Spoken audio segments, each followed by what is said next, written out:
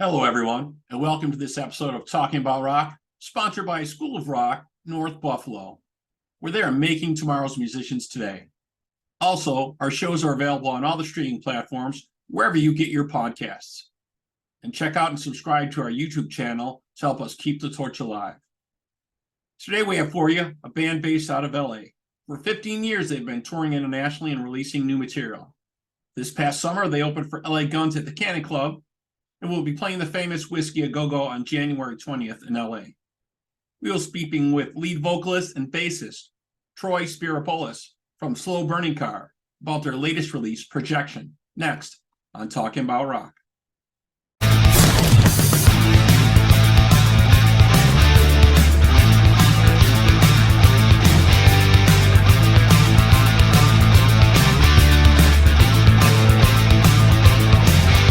All right, let's welcome to the show Troy Spiropoulus from Slow Burning Car. Hey, Troy, how's it going today? Good. How are you?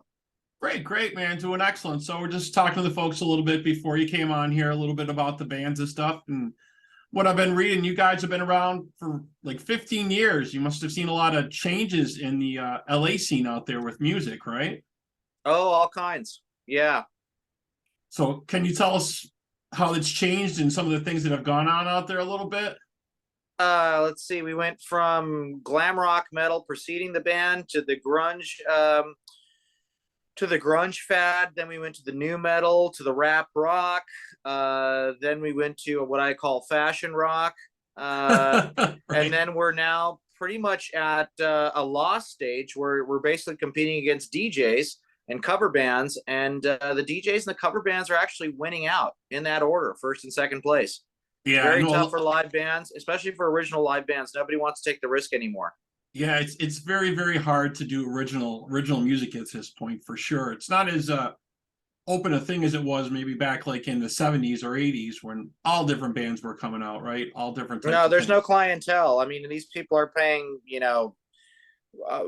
just insane amounts of rent in the areas that they're at. So they need to guarantee that there's enough income coming into their club, not only to pay for their staff and for their product, but also to pay the bands that are coming in. So they're finding it's just you're better off taking the risk on a cover band, and a particular cover band, that's appealing to a wide variety of demographics, or just saving yourself 75% of the cost and just getting a DJ out there to spin records. Right. And you guys did have a really nice show this past summer, right? You opened for LA Guns at the Canyon Club, right? Yeah, we did. And ironically, that booker for the Canyon Club left the venue because they were tightening the budget so hard on him that they weren't allowing him to bring in any original or legacy acts anymore. They were going down the cover band rabbit hole. So it's getting harder and harder for bands to play. That's why we're tending to branch out and play outside of Los Angeles, outside of state, to be honest with you. Right. Check it out, all different areas. And all your albums have been self-released from what I'm reading, right? You guys release all that stuff yourself. Absolutely. It takes a lot longer, usually between 12 to 15 months to complete an album, but much happier with the final result, not indebted to anybody, and free to take the product wherever we want, whenever we want. Obviously, it's not something that sustains a living. We all work and have our careers aside from it, but it allows you to enjoy yourself that much more. Yes, if you're fortunate enough to be able to do it that way. Right. Have you been doing it in like home studios, that type of thing, or you been? No. We've done the last two albums at Total Access Studios in Redondo Beach, California. Worked with Wynn Davis and my good friend Steve Ornest, who's his stepson. That studio has been around for about 40 years. Very, very famous for working with Great White, Guns N' Roses, no doubt. Heaven and Hell, the Black Sabbath offshoot. Right. They did a lot of the 80s metal bands in there. Dawkins was one of their regular clients. They also were very, very famous for doing the South Bay punk scene of the early 80s. Black Flag, Descendants, Pennywise, those type of bands. So very established studio, great people. I've known them for a long time. That's where we did the last albums. And then the albums before that were done with a friend of mine. The first three with a guy named Burt Malkwood, a fantastic engineer here out of the Hollywood area. He used to work out of Nightingale Studios in the North Hollywood area. And the current album I'm actually doing is with our current guitarist Aaron Custer. He's a producer and an engineer himself, as well as a guitar instructor. And we just decided, I figured since he was in the band, let's record with him, since he's going to have to learn and perform the songs anyways. I figured it just made more sense. Right. Plus, Exactly. I'd like to keep the money going towards ourselves, if that makes any sense. Right, exactly. Put it back into the guys that are working on the project. And you also did some music for a movie documentary, Crash Artist, way back That was a little bit when, that right? was a long time ago. That was an independent film that came out, and it was basically about a gentleman. Gosh, it's been so long, I forgot the name of the gentleman, but he was notorious for just crashing big events. Right. Yeah, I was reading up on that. Yeah. He was actually in the news about 15 years ago. He crashed a White House. Actually, I think it was in before the 2000s. I think he crashed an event at the White House hosted by the Clintons, and he got in and nobody knew who he was, and he went around and he just played it off.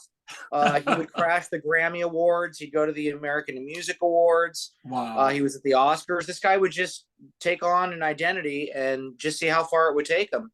And he met a lot of people in different industries, and he just basically crashed events and galas. Yeah, and, it looks spectacular. I have to check that out. It looks really, really neat. He must have made up some invitations and stuff. I'm imagining that's what he did. But when I saw that, I was like, oh, that's different. That's kind of cool. Yeah. So we got to do some of the music for that, and yeah. Very cool. Very cool. Well, Definitely we're actually here for you today to talk with us about your new album, Projection. Right? That's out. And why don't you tell us? Out. Yeah, go ahead. Sorry? Go ahead. Yeah, why don't you tell us a little bit about that? Yeah. Great album, released 2021. Currently recording something new. We've got about 6 songs, shooting for about 10 for another release next year. But Projections, it's a great album. It runs the gamut from metal to punk to indie / garage rock. Slow, fast ballads. We have a song written and recorded in the Greek language. We have a nice sci-fi instrumental at the tail end of the album. Just a lot of turns and twists. I wrote about 11 of the 12 songs. The 12th song, Diamond in the Rough, was written by our co-vocalist Krista Ray, who's been in the band for a while.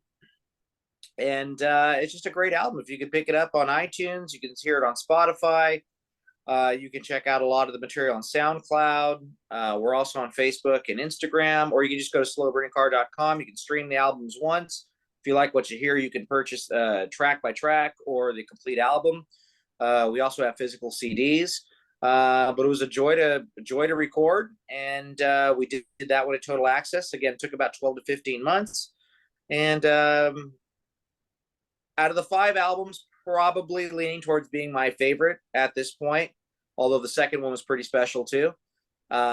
But as far as track per track, artwork as well, I just think it's a really, really, really good piece of work from us. Yeah, excellent. Yeah, like you were saying, so many different facets in here, so many different styles and things. But I'm going to take a quick pause, and we want to play the video actually for Public Cynic. Did you want to tell us a little bit about that track maybe, and then we'll check it out? Just basically written in at the beginning of 2020, the last song that we actually recorded for the album.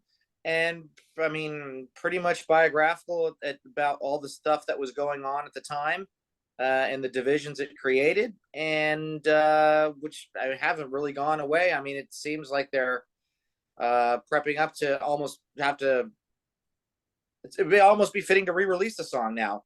Right. If anything, I never thought I'd say that, but just to take on current events at that time.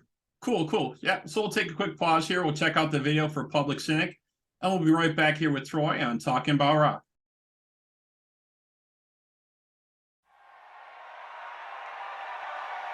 My fellow citizens, we are seeing the most draconian measures enforced at all levels of government that we've ever seen in our lifetime. Yet rather than being alarmed by these things, so many of you applaud.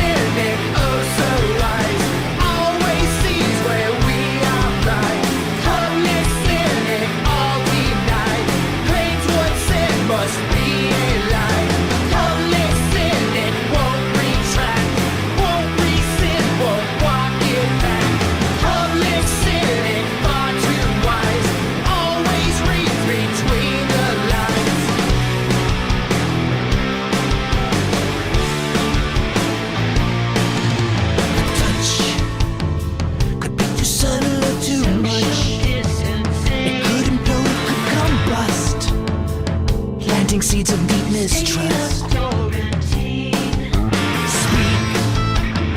with passion for the things you say.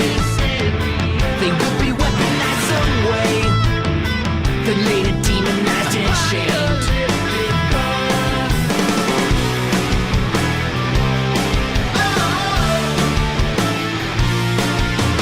Public cynic, oh so wise, always sees where we are blind.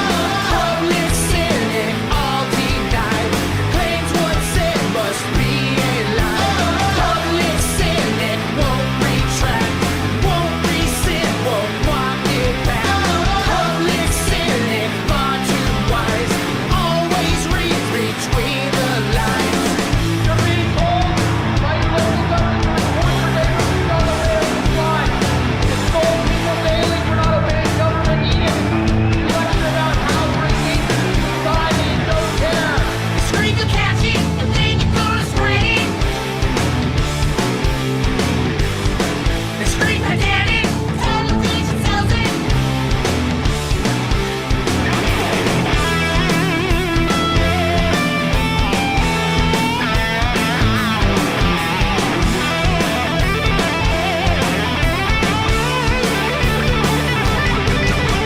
Public cynic, oh so wise, always sees where we are blind. Public cynic, all denied, claims what's said must be a lie. Public cynic won't retract, won't rescind, won't walk it back. Public cynic, far too wise, always reads between the lines. Public cynic, oh so wise, always sees where we are blind. Public cynic, all denied, claims what's said must be a lie. Public cynic won't retract, won't rescind, won't walk it back.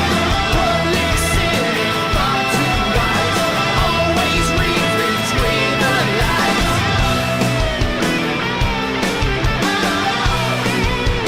Always reads between the lines. At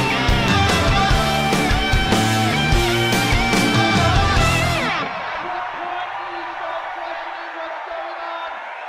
At what point will you awake from your slumber?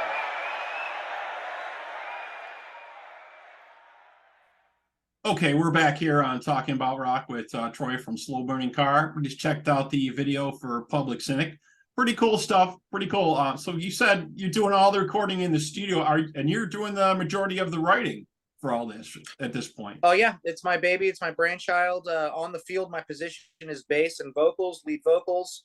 As far as the recordings go, I demo all the songs, drum machine, and do all the instruments myself. Then I get my my drummer on board to record his drum tracks. I pretty much do all rhythm guitars, keys, vocals, bass, anything that I could possibly do, I do on the recording.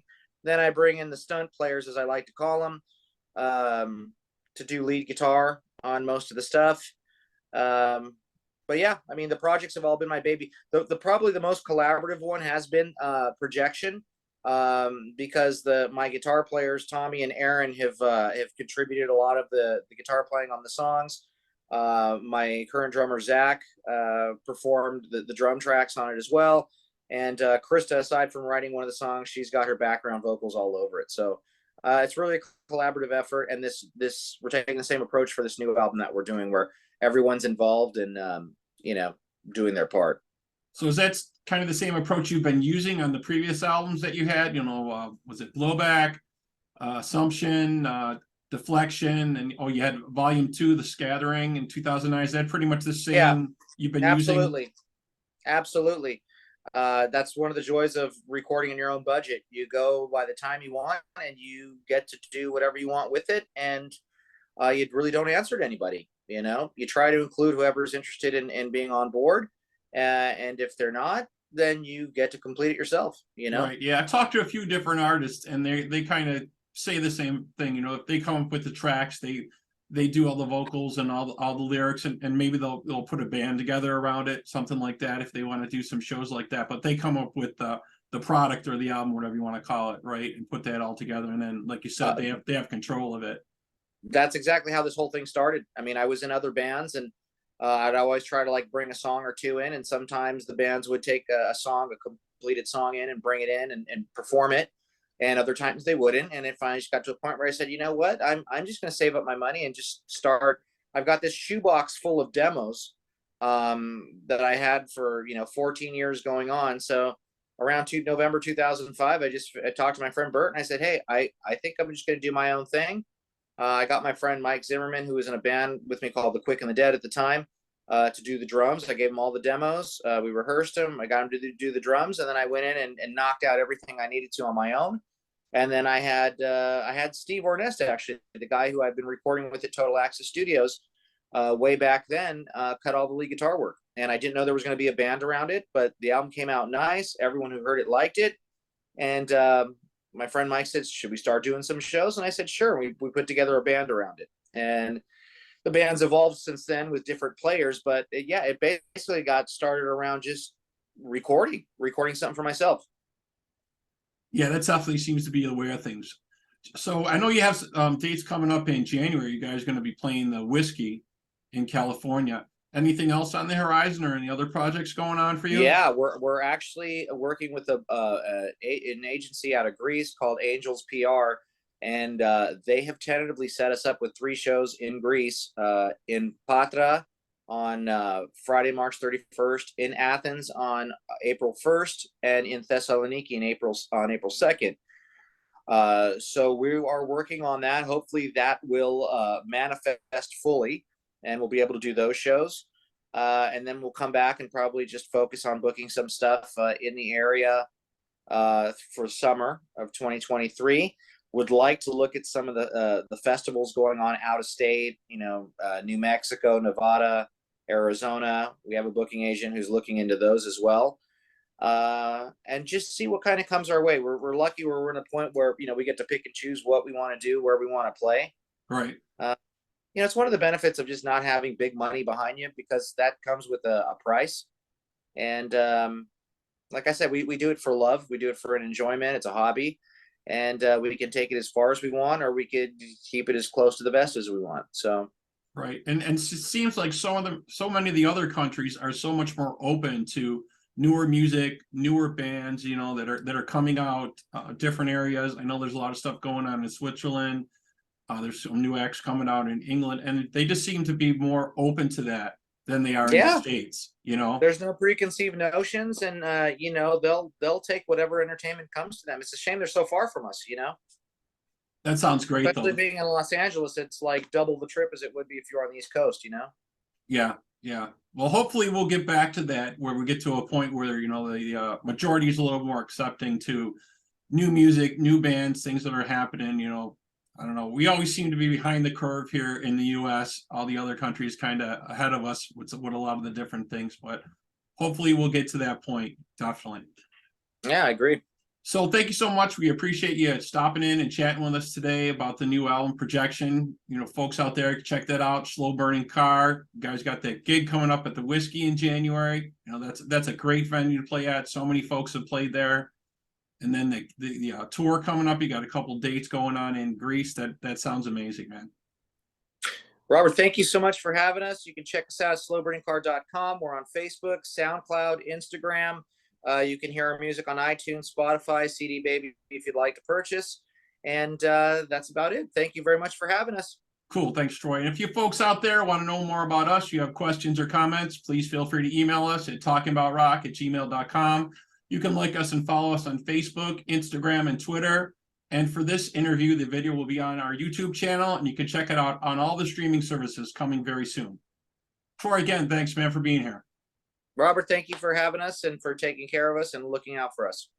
All right, man. Have a good night. You too.